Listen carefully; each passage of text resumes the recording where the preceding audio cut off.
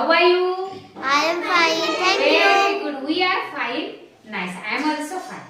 Today we are going to learn English activity. Name of this activity is building sentences.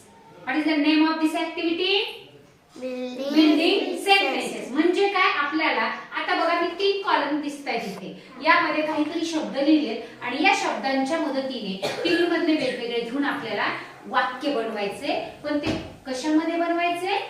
इंग्रजीमध्ये. The lion, The mouse, the mouse, a cat, a cat, a dog, a dog, a me, a bee, Nina, Nina, a few men, a few men, some children, some children, slept, slept, ran, ran, jumped, jumped, climbed, climbed, walked, walked, fell, fell, under the tree, under the tree, to the wall, to the wall, from the tree, from the tree, all, all, on the wall, on the wall, on the mat.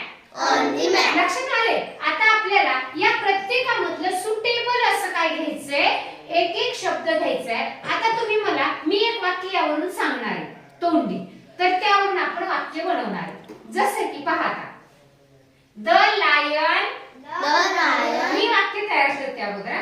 The lion slept under the tree. बघा, the lion slept under the tree म्हणजे काय? सिंह झाडाखाली झोपला.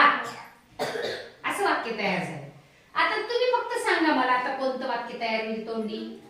The mouse, the mouse ran to the wall. Very good. दुसरं वाक्य तयार झालं बघा. आपण तुम्हाला मी वहीत लिहायची, ती ऐकायची सध्या आणि तुम्ही ते नंतर वहीमध्ये लिहायची. पहिलं वाक्य काय सांगितलं वाचा? The lion slept under the tree. Under हा. दुसरं वाक्य वाचा, काय सांगितलं? mouse ran to the wall. To the wall. तर तिसरं वाक्य सांगा बरं. jumped हा? from the tree. शाबाश. From the tree. जे येत नाही ते मी सांगते तुम्हाला. आपल्याला ट्राय करायचं, छान वाचन करायचं. हा, चला वाचा. A dog Climbed. climbed म्हणा. Climbed. a wall. All म्हणण्यापेक्षा आपण काय करू? A dog climbed on the wall. On म्हणजे वर. म्हणजे काय? A dog climbed on the wall. कुत्रा भिंतीवर चढला. असा त्याचा अर्थ होतो. ओके नाही? बघा. Neena walked on the mat. किंवा असे होतं. Neena walked on the wall. Neena भिंतीवर चालली मागे. Some children काही मुले. some म्हणजे काही मुले असे होतं. slept under the tree. काही मुले झाडाखाली. अंडर म्हणजे खाली झोपली. असा त्याचा अर्थ.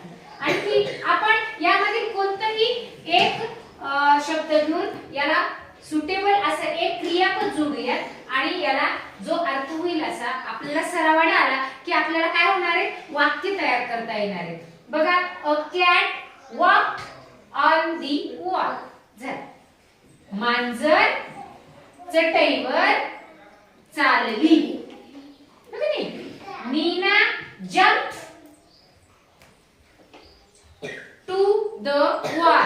नीनाने भिंतीकडे उडी मारली. Amit ran to the wall. Amit भिंतीकडे पळाला. रन म्हणजे पळणे, रॅन म्हणजे पळाला. बरोबर आहे? असे या पद्धतीने तुम्हाला जेवढे शक्य होतील. आता सुरुवात आहे आपली.